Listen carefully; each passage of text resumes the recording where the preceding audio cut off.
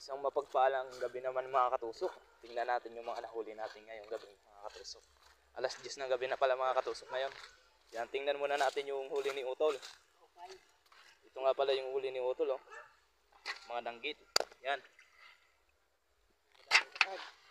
At ito pala yung mga alimasag. Yan mga katusok. At saka tingnan naman natin dito yung sa atin mga katusok. Yung aking pinana mga katusok. Mga katusok, oh. Yan, mga lanahan. At saka alimango mga katusok. Yan. Ito pala lahat ng mga nahuli natin mga katusok, oh. At saka may isang kanuos pa dyan.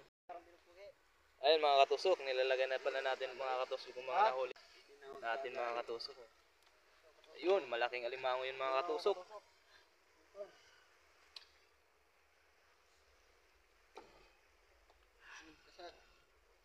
Dadala natin to sa beach mga katusok ngayon.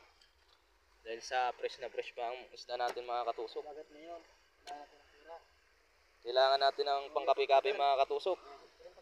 Pang tinapay dahil sa mahilig tayo magkape. Yan.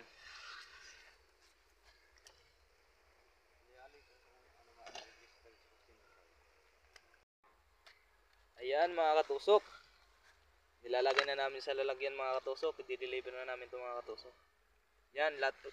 Ito na pala lahat ng mga nakuha namin mga katusok ng Utol. Yan, napakalaking alimango yan. Maraming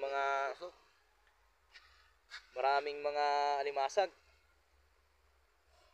Yan mga katusok.